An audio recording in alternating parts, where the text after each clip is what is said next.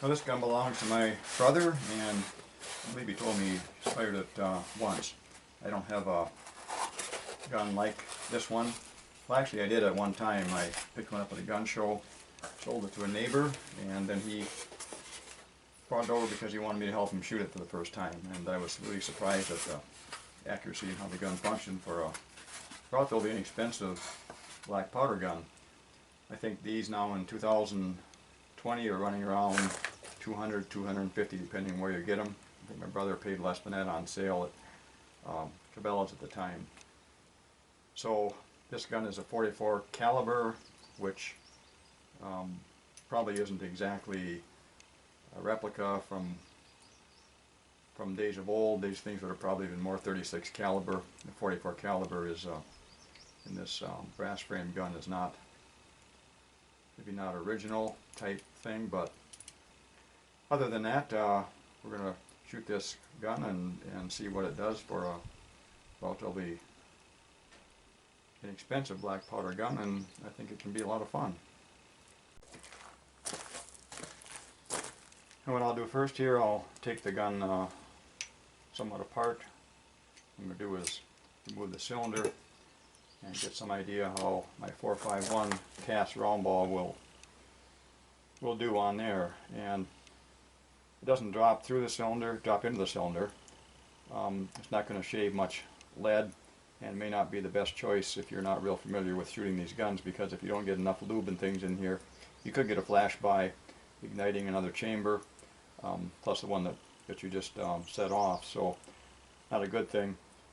Otherwise we might go with a 4.54, a little larger round ball, and that one definitely, I believe, will shave some lead. So, but we're going to start with the 4.51 on these, and we'll put plenty of lube after the ball to make sure that we don't get a chain fire.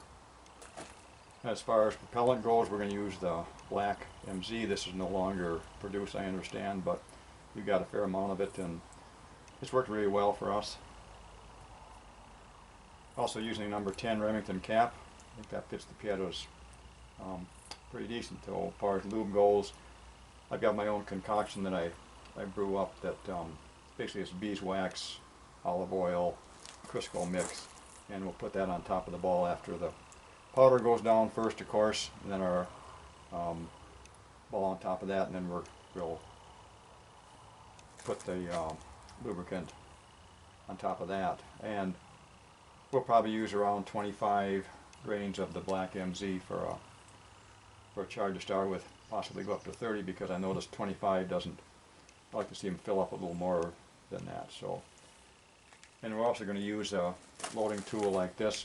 My cylinder will be out, and that'll go on top of the post here. It's just a little easier loading, and I can get more uniformity with that. As far as the pressure on top of the ball, you want to make sure that the ball seats firmly on top of the powder. Never leave a gap between the powder and where the ball is. So now sometimes it's recommended that you snap a cap on, put a cap on these ones in the gun, and fire one percussion cap through here to make sure things are cleaned out. I've checked this one out pretty well, and I don't see any issues with that, so I'm not going to do 6 of those things on it. But again, there's lots of videos and information on unloading these guns. I'll just show you basically what I'm going through on this one. Since I normally load 5 cylinders, I'm going to start with the one that's to the right of the proof mark. There's no roll engraving on this gun, so I haven't got anything else to line it up with, but I'll start with this cylinder here, load this one, and continue to load those 5 in that order. So we'll put our funnel in there, and we've got a 1.9 cc Lee powder dipper here that seems to be about 25 grains of the black MZ. Black MZ will tend to cake up in the humidity like we have today, but it doesn't take much to just knock it apart, and it should work fine.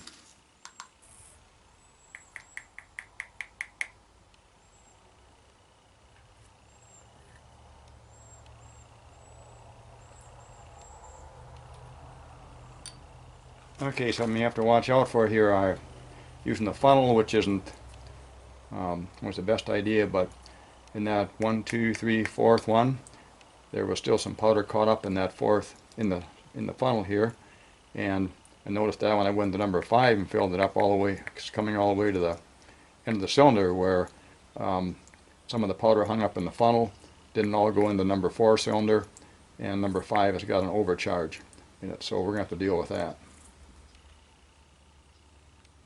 I think my game plan here will be to cover these 3 cylinders up and try to dump these 2 back into the... Yeah, that worked pretty well. You're going to have this kind of problem with, regardless of what black powder you use when the humidity is high and you're trying to go through a small hole like this funnel has in the bottom of it. Same situation can happen sometimes when you're loading using a black powder measure designed for black powder, or even smokeless sometimes. Okay, so that's looking pretty good there. I'm seeing about level on all of them. As I mentioned, I'm using a 451 round ball, and just about all cast round balls are going to have a section on them where the spruce blade cuts the lead off the top of the ball. This one is a Lee, made from a Lee bullet mold, and they cut their spruce really close to the edge of the ball, which is kind of good as far as keeping the roundness goes. But if it's cut down too much like this and you load on the side, you do have a space here, possibly if your ball isn't large enough. That's why you want to make sure it cuts lead all the way around it. Otherwise you got a space on the side here, and if that ball is loaded on the side, you could get a flash from the gas from the burning gas would go right down into this thing, go by the ball, and ignite the powder in the next cylinder. I guess I'll probably orientate it towards the top on these.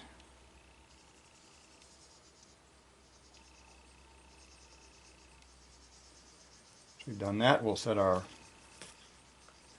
loading block to the side here and put our cylinder on the, we'll call it the loading tool or press. Apply some pressure and those should go down. These should go down pretty easy with the 451. Right, and then I'm going to make sure I press those into the powder and compress that powder some. I'm probably using, I suppose about 10-15 pounds here of force on this lever arm we've got. I'm not sure how much that relates to the ball, but alright, once that's done, we'll set this aside. Bring this back and get some lubrication on top of these. I've got my own concoction of bullet lube that I've mixed up. This is a little firmer than I'd care to see, but it's hard to get sometimes the exact hardness or softness of that in there. That's kind of what that looks like. Or you can use something like the Thompson Center Bore Butter product. You're going to use quite a bit of this if you shoot much black powder handguns. You need to, well, I shouldn't say need to, but probably should. Make sure you have enough of this stuff. And it's going to turn this way. Going to turn clockwise as you're looking at the rear of it. So I'll start with this empty cylinder dead on under the hammer, and the first time I'll cock it back, this one will be in position to fire. When that goes off, we're going to see quite a bit of the lube that's on this next cylinder next to it get blown out of there, which kind of is evidence of how much pressure there is from the gases that are escaping between the end of the cylinder here and the beginning of the barrel, and that'll tend to blow most of this stuff off. Then this one goes into position to shoot, and this one here will get most of its lube blowed off from it. Alright, once this is done, we'll put this back in our gun, cap it up, and we should be ready to fire. Well, I've capped up 5 with Remington number 10 caps. If you're getting a number 10 CCI, you may find it a little bit small. And we're shooting our target here at 21 yards. Really no idea where this will hit. A lot of times these are high shooters, so I expect it to be above the black, but we never know for sure. So we'll See how these shoot.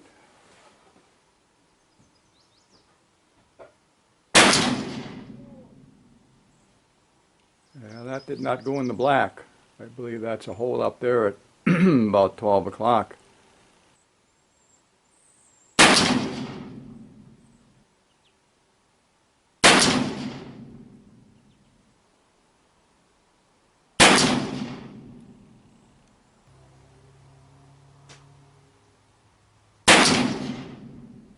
Well, we'll take a camera down there on those 5 shots and have a look at that group. Well, I'm not seeing anything out of that group. 5 shots. I'd say it's probably more than 1.25 inches, maybe 1.5 inches. Well, there's what I'm talking about, center to center. Maybe even a tad less than 1.25 inches. I mean, yeah, we're shooting where our point of aim is right down here. But we can fix that with a higher front sight.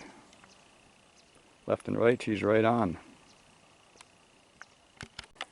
My brother's not here right now. See this thing, I might just have to tell him the gun shot for crap. If he got 125 bucks on it, I'd be lucky. I might be the owner of this gun. Well, the more you shoot, the larger the groups kind of get down there. I kind of even hate to put any more down range, but five more is what we're going to do. And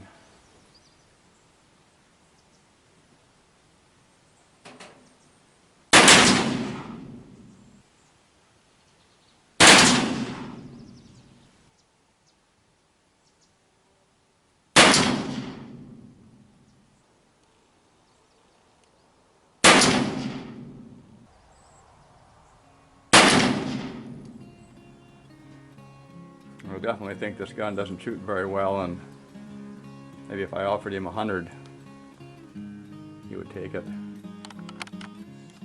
Well, here's a target we just fired with that out-of-the-box Pietta Reb Nord.